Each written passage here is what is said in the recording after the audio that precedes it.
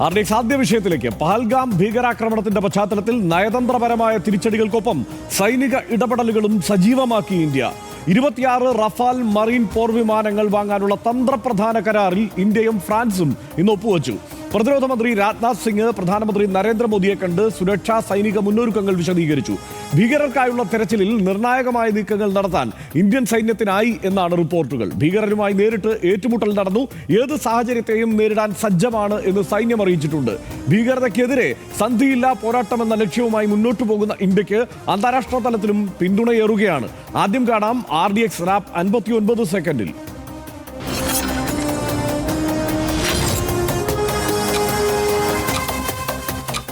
26 പേരുടെ ജീവനെടുത്ത പെഹൽഗാം ഭീകരാക്രമണം നടന്ന് 6 ദിവസം പിന്നിടുമ്പോൾ ലഷ്കർ ഇ ത്വയ്ബയുമായി ബന്ധമുണ്ടെന്ന് കരുതുന്ന 15 പേർ കശ്മീരിൽ അറസ്റ്റിലായി.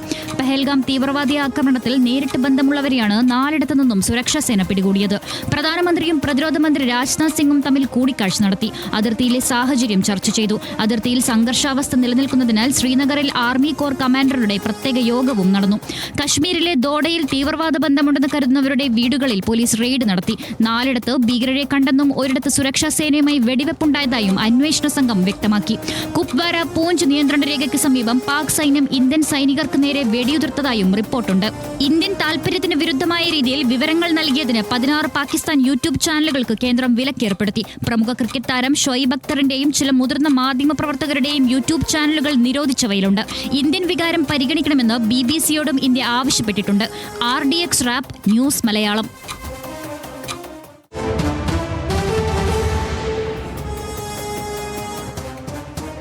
ഭീകരർക്ക് തൊട്ടരികിൽ സൈന്യം എത്തി എന്ന് തന്നെയാണ് ലഭിക്കുന്ന വിവരം. 5 ദിവസത്തിനിടെ 4 ഇടങ്ങളിൽ ഭീകരരെ കണ്ടെത്തി. സൈന്യം ആദ്യം കണ്ടത് അനന്ത്നാഗിലെ ഹാപത് നഗർ ഗ്രാമത്തിലാണ്. തുടർന്ന് കുൽഗാം കാടുകളിലേക്ക് ഇവർ രക്ഷപ്പെട്ടു. കുൽഗാമിൽ വെച്ച് സൈന്യവുമായി ഏറ്റുമുട്ടലുണ്ടായി, വെടിയുതിർത്തു. പിന്നീട് ത്രാൽ മലനിരകളിലും ഒടുവിൽ കൊക്കർനാഗ് മലനിരകളിലുമാണ് ഇവരെ കണ്ടെത്തിയത്. ഭീകരർ നിലവിൽ നീങ്ങുന്നത് ത്രാൽ കൊക്കർനാഗ് വനമേഖലയിലൂടെയാണ് എന്നുമാണ് ലഭിക്കുന്ന വിവരം. ഇവർ വീടുകളിൽ ആഹാരം തേടി ചെന്നു എന്നുമാണ് വിവരം. കൊല്ലപ്പെട്ടവരിൽ നിന്ന് കൈക്കലാക്കിയ മൊബൈൽ ഫോൺ ഉപയോഗിക്കുന്നതായും കണ്ടെത്തിയിട്ടുണ്ട്. തെരച്ചിൽ ഊർജിതമായി തുടരുകയാണ്. ഭീകരർ ദക്ഷിണ കശ്മീരിൽ നിന്ന് ജമ്മു മേഖലയിലേക്ക് കടക്കാനുള്ള ശ്രമത്തിലാണ് എന്ന വിലയിരുത്തലിലാണ് സൈന്യം എന്നാണ് മനസ്സിലാക്കാൻ കഴിയുന്നത്. പഹൽഗാമിൽ നിന്ന് കുൽഗാമിലേക്ക് വനത്തിലൂടെ കടക്കാൻ കഴിയും. കുൽഗാമിൽ നിന്ന് ത്രാലിലേക്കും എളുപ്പത്തിൽ എത്താനാകും. ദക്ഷിണ കശ്മീർ വനമേഖല കേന്ദ്രീകരിച്ചാണ് വ്യാപകമായ തെരച്ചിൽ സൈന്യം നടത്തുന്നത്. ലഷ്കർ ഇ ത്വയ്ബ തീവ്രവാദികളെന്ന് കരുതുന്ന 15 പേരെ ഇതിനിടെ NIA അറസ്റ്റ് ചെയ്തു. NIA അറസ്റ്റിലായവർ ആക്രമണ ദിവസം പഹൽഗാമിൽ ഉണ്ടായിരുന്നു എന്നാണ് വിവരം. ആക്രമണം നടത്തിയ ഭീകരർക്ക് ആയുധവും മറ്റു സഹായവും ഇവർ നൽകിയതായാണ് ഇപ്പോൾ ലഭ്യമാവുന്ന വിവരം. അറസ്റ്റിലായവരുടെ പേര് വിവരങ്ങൾ പുറത്തുവിട്ടിട്ടില്ല. 22 മണിക്കൂർ ആണ് ഇവർ നടന്നിരിക്കുന്നത്. വനമേഖലയിലൂടെ ഭീകരർ നടന്നിരിക്കുന്നത് എന്നാണ് ഇപ്പോൾ അന്വേഷണ സംഘം കണ്ടെത്തുന്നത്. അനന്ത്നാഗ് കൊക്കർനാഗ് വനപാതയും ദുർഘട പാതകളും താണ്ടിയാണ് ഇവരെത്തിയിരിക്കുന്നത്. കശ്മീർ ബിജ്ബഹാരെ സ്വദേശിയായ ഭീകരൻ ആദിൽ ഹുസൈൻ വഴികാട്ടിയായിട്ടുണ്ടായിരുന്നു. 2018 മുജാഹിദീനിൽ ചേർന്നാണ് ആദിൽ പ്രവർത്തിച്ചതെന്നും റിപ്പോർട്ടുണ്ട്. ലഷ്കർ ക്യാമ്പുകളിൽ നിന്ന് പരിശീലനവും ലഭിച്ചു. 2024 കശ്മീർ താഴ്വരയിൽ തിരിച്ചെത്തി. പാകിസ്ഥാനിലെ ഭീകരർക്ക് പ്രാദേശിക സഹായം ലഭ്യമാക്കുന്നതും ആദിലാണ് എന്നാണ് പട്ടാളത്തിന്റെ കണ്ടെത്തൽ. എന്തിനും തയ്യാറായാണ് ഇന്ത്യ നിൽക്കുന്നത് എന്നതാണ് ഇപ്പോഴത്തെ സാഹചര്യം. റഫാൽ മറീൻ യുദ്ധവിമാന കരാറിൽ ഇന്ത്യ ഇതിനിടെ ഒപ്പുവെച്ചു. 26 പോർ വിമാനങ്ങൾ വാങ്ങാൻ ഫ്രാൻസുമായുള്ള കരാറിലാണ് ഇന്ത്യ ഏർപ്പെട്ടിരിക്കുന്നത്. 63,000 കോടി രൂപയുടെ വമ്പൻ പ്രതിരോധ കരാറിലാണ് ഇന്ത്യ ഈ ഘട്ടത്തിൽ ഏർപ്പെട്ടിരിക്കുന്നത്. ആയുധങ്ങളും സ്റ്റിമുലേറ്ററുകളും സ്പെയർ പാർട്സുകളും കരാറിൽ ഉൾപ്പെടും. ഒറ്റ സീറ്റുള്ള 22 വിമാനങ്ങളും ഇരട്ട സീറ്റുള്ള 4 വിമാനങ്ങളുമാണ് ഇതിൽ ഉൾപ്പെടുക. വിമാനങ്ങൾ ഉപയോഗിക്കുക INS വിക്രാന്തിലായിരിക്കുമെന്നാണ് ഇപ്പോൾ ലഭിക്കുന്ന വിവരം. 6 വർഷത്തിനുള്ളിൽ മുഴുവൻ വിമാനങ്ങളും ലഭ്യമാക്കും. പുതിയ കരാറോടെ ഇന്ത്യയുടെ റഫാൽ ശേഖരം 62 വർദ്ധിക്കും.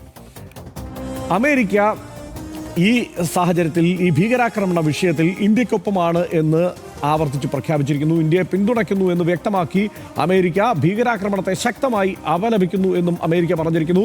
സ്ഥിതിഗതികൾ സസൂക്ഷ്മം വിലയിരുത്തുന്നു, നിരീക്ഷിക്കുന്നു എന്നുമാണ് അമേരിക്കയുടെ നിലപാട്. ഇന്ത്യയുമായും പാകിസ്ഥാനുമായും ആശയവിനിമയം നടത്തുന്നു എന്നും അമേരിക്ക പറഞ്ഞിട്ടുണ്ട്.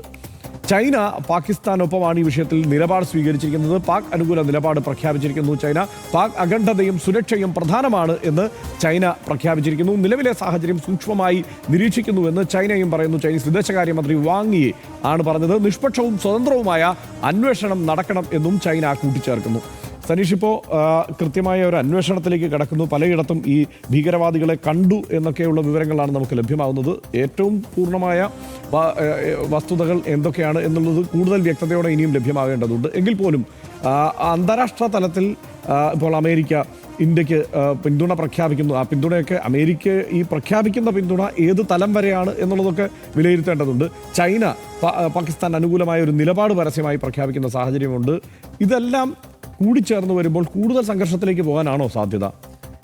നമ്മളിപ്പോൾ സംഭവിക്കുന്ന വാർത്തകളുടെ വിവരങ്ങളുടെ സംഭവവികാസങ്ങളുടെ ഒരു 10% പുറത്തേക്ക് വരുന്നുണ്ട് എന്ന് വേണമല്ലോ ഈ ഘട്ടത്തിൽ വിചാരിക്കാൻ. കാരണം ഇത്തരം ഘട്ടങ്ങളിൽ വാർത്തകൾ പുറത്തേക്ക് വരുന്നതിൽ സ്വാഭാവികമായി തന്നെയും നിയന്ത്രണമുണ്ടാകും.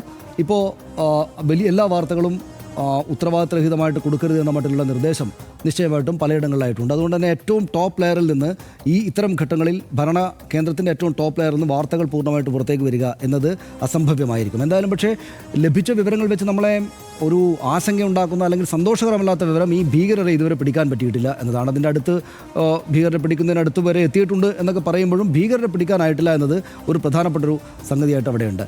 മറ്റൊരു പ്രധാനപ്പെട്ട കാര്യം, ഈ ലോകരംഗത്ത് ഇന്ത്യക്ക് നല്ല പിന്തുണയാണ് ലഭിക്കുന്നത് എന്നതാണ് നിശ്ചയമായിട്ട് നമ്മൾ കാണേണ്ടുന്നൊരു കാര്യം. അമേരിക്ക നമ്മൾ സ്വാഭാവികമായിട്ടും കരുതിയതുപോലെ തന്നെ പിന്തുണച്ചിരിക്കുന്നു.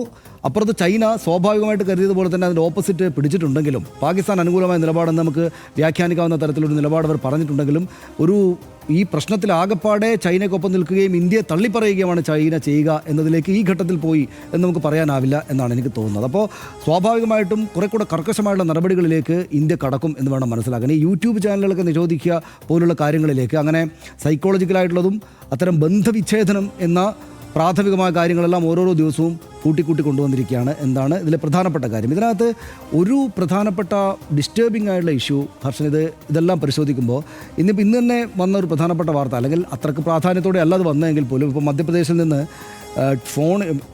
ഒരു റെയിൽവേ പോലീസിൻ്റെ ഒരു കേസ് ഉണ്ട്. അതായത് ഫോണിൽ സഞ്ചരിച്ചുകൊണ്ടിരിക്കുന്ന ഒരു ചെറുപ്പക്കാരൻ 23 വയസ്സുകാരൻ ഫോണിൽ ഈ പെഹൽഗാം വീഡിയോ പല വാർത്തകളായിട്ടുള്ള റീല് കണ്ടുകൊണ്ടിരിക്കെ അയാൾക്ക് നേരെ ഈ ട്രെയിനിൽ വെച്ച് ആക്രമണം ഉണ്ടായി. ഒന്നും രണ്ടും വർത്തമാനം പറഞ്ഞ് തെറ്റിയിട്ട് ആളുകൾ അയാളെ തല്ലി. ഇതിപ്പോൾ ഈ യഥാർത്ഥത്തിൽ ബാഹ്യമായിട്ടുള്ള ശക്തിയിൽ നിന്ന് ഇങ്ങനെ ഒരു ആക്രമണം ഉണ്ടായാൽ ആന്തരികമായിട്ട് വലിയ ഐക്യം വരികയാണ് വേണ്ടത്. ഐക്യം ഉണ്ടായിട്ടുണ്ട്. ഇപ്പോൾ ജമ്മു കാശ്മീരിലടക്കം തന്നെ നമ്മൾ കണ്ടതാണല്ലോ എന്തു വലിയ ശക്തമായിട്ടുള്ള പ്രതിഷേധ പ്രകടനങ്ങളും മറ്റുമൊക്കെയാണ് വന്നത്. പക്ഷേ അപ്പോഴും ഒരു ചെറിയ ശതമാനമാണെങ്കിലും ഇതിനകത്തും ഹെയ്റ്റ് കലർത്തിയിട്ട് പ്രവർത്തിക്കുന്ന സംഭവവികാസങ്ങളുണ്ട് എന്ന് പല വാർത്തകളായിട്ട്. മറ്റൊരു സ്ത്രീയെ ഇന്ന് അറസ്റ്റ് ചെയ്യുകയും മറ്റും ചെയ്തിട്ടുണ്ട്, അവരെ ഹെയ്റ്റ് ക്യാമ്പയിൻ നടത്തിയതിൻ്റെ ഭാഗമായിട്ട്. അപ്പോൾ ചെറിയ സംഭവങ്ങളാണെങ്കിലും ഇതൊക്കെ അവിടങ്ങളിൽ നടക്കുന്നുണ്ട്.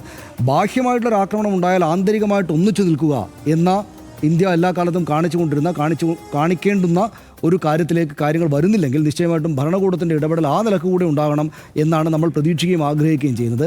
ഈ ജാതി മത രാഷ്ട്രീയ വ്യത്യാസമില്ലാതെ എല്ലാവരും ഒന്നിച്ചു നിൽക്കേണ്ടുന്നൊരു സന്ദർഭവുമാണ് ഇത് എന്നുകൂടെ ഉറക്കെ പറയാനുള്ളൊരു അവസരമായിട്ട് കേന്ദ്ര സർക്കാരും മറ്റും ഭരണ നേതൃത്വത്തിലുള്ള ആളുകളും മറ്റും ഈ സന്ദർഭത്തെ ഉപയോഗിക്കുക കൂടെ വേണമെന്ന് ഒരു പൗരൻ നിലയിൽ നമുക്ക് പ്രതീക്ഷിക്കണമെന്നാണ് എനിക്ക് തോന്നുന്നത്. തീർച്ചയായും ഒമർ അബ്ദുള്ള ഈ സാഹചര്യത്തെക്കുറിച്ച് വിശദീകരിച്ചത് ഏറ്റവും ശ്രദ്ധേയമാണ്. ഒമർ അബ്ദുള്ള പറഞ്ഞത് അതായത് രാഷ്ട്രീയമായി വേണമെങ്കിൽ BJPക്കൊക്കെ അത് ഉപയോഗിക്കാവുന്ന തരത്തിലുള്ള വാക്കുകൾ തന്നെയാണ്. കാരണം കഴിഞ്ഞ 10-25 വർഷത്തിനിടയ്ക്ക് ഞാൻ ഇതുവരെ കണ്ടിട്ടില്ല ഇത്തരത്തിൽ കശ്മീരികളെല്ലാം ഒറ്റക്കെട്ടായി ഇത്തരത്തിലൊരു ഭീകരാക്രമണം ഉണ്ടാകുമ്പോൾ അതിനെതിരെ പ്രതിരോധിക്കാൻ ഇറങ്ങുന്നത് എന്ന്. അപ്പോൾ അങ്ങനെ ഒരു സാഹചര്യം അവിടെ ഉണ്ടായിരിക്കുന്നു. അതുകൊണ്ട് തന്നെ ഞാനിതിപ്പോൾ രാഷ്ട്രീയമായി ഉപയോഗിക്കാൻ ഉദ്ദേശിക്കുന്നില്ല. മറ്റു കാര്യങ്ങളൊക്കെ കശ്മീരിന് സമ്പൂർണ്ണ സ്വയംഭരണം എന്നൊക്കെയുള്ളത് പിന്നീട് ഉന്നയിക്കാം. അതിനപ്പുറം ഈ ഒരു ഐക്യമുണ്ടല്ലോ, ആ ഐക്യത്തെ പ്രയോജനപ്പെടുത്തുക എന്നത് തന്നെയാണ് പ്രഥമ പരിഗണനയായി അവിടെ ഒമർ അബ്ദുള്ള മുന്നോട്ട് വയ്ക്കുന്ന ഒരു കാര്യം. അതപ്പോൾ നമ്മൾ മനസ്സിലാക്കേണ്ടത് റെസ്റ്റ് ഓഫ് ഇന്ത്യ ഈ മുഴുവൻ മറ്റ് സ്ഥലത്തുള്ള ആളുകൾ എന്താണ് മനസ്സിലാക്കേണ്ടത് അതിൽ നിന്ന്? കശ്മീർ എങ്ങനെയാണ് ഈ വിഷയത്തെ ഉൾക്കൊണ്ടിരിക്കുന്നത്? എങ്ങനെയാണ് ഈ ഭീകരാക്രമണ വിഷയത്തിൽ കശ്മീരിലെ ജനത ഇന്ത്യൻ ഈ പറയുന്ന ഈ മൊത്തം ഇന്ത്യയിലെ മറ്റെല്ലാ ആളുകൾക്കും ഒപ്പം നിലപാട് സ്വീകരിച്ചിരിക്കുന്നത് എന്നതുകൂടി മനസ്സിലാക്കണം. അത് മനസ്സിലാക്കി വേണം. അതിനപ്പുറത്ത് ഇവിടെ പ്രാദേശികമായി ഇങ്ങനെ വിദ്വേഷ പ്രചാരണങ്ങളും കശ്മീരികൾക്കെതിരായ ആക്രമണവും ഒക്കെ നടക്കുന്നത് ഇത് ഈ പറയുന്ന ഒറ്റ ഒറ്റക്കെട്ടായുള്ള ഇന്ത്യയുടെ ഒരു നീക്കത്തിന് വിഘാതമാകും. ഈ ഘട്ടത്തിൽ വിദ്വേഷ പ്രചാരണം നടത്തുന്ന ആളുകളെ തള്ളിക്കളയുക എന്നതാണ് യഥാർത്ഥത്തിൽ പൗരർ ചെയ്യേണ്ടത്, അല്ലേ? അത് തന്നെയാണ്. ഇന്ത്യ എന്ന ആശയത്തിന് തന്നെ മുറിവേൽപ്പിക്കാനുള്ള നീക്കമാണ് യഥാർത്ഥത്തിൽ ഈ മാസം 22-ന് ഭീകരവാദികൾ നടത്തിയ കൂട്ടക്കുരുതി. എന്നാൽ അതിനെ അതിജീവിക്കാനും മതസംഘർഷത്തിലേക്ക് പോകാതെ തടയാനും രാജ്യത്തിനായി എന്നതിൽ എല്ലാവരെയും പോലെ RDXും ആശ്വസിക്കുകയാണ്. നയതന്ത്ര തലത്തിൽ ഇന്ത്യ നടത്തിയ തിരിച്ചടികൾ പാകിസ്ഥാന് വലിയ ആഘാതമുണ്ടാക്കി എന്നതും ഉറപ്പാണ്. അതിന് പിന്നാലെയാണ് അന്താരാഷ്ട്ര തലത്തിൽ കൂടി പിന്തുണ ഉറപ്പിക്കാനുള്ള നീക്കങ്ങൾ നടക്കുന്നത്. ആക്രമണം നടത്തിയ ഭീകരവാദികളെ വേഗത്തിൽ കണ്ടെത്തി അവരെ ശിക്ഷിക്കുകയാണ് ഇനി വേണ്ടത്. ഒപ്പം നിഷ്ഠൂരമായ ഈ ചെയ്തികൾക്ക് പിന്നിൽ ഗൂഢാലോചന നടത്തിയവരെ കണ്ടെത്തുകയും വേണം. അതിന് സൈന്യത്തിനും അന്വേഷണ സംഘങ്ങൾക്കും കഴിയട്ടെ എന്ന് RDX ആത്മാർത്ഥമായി ആശിക്കുന്നു. RDX അടുത്ത വിഷയത്തിലേക്ക്.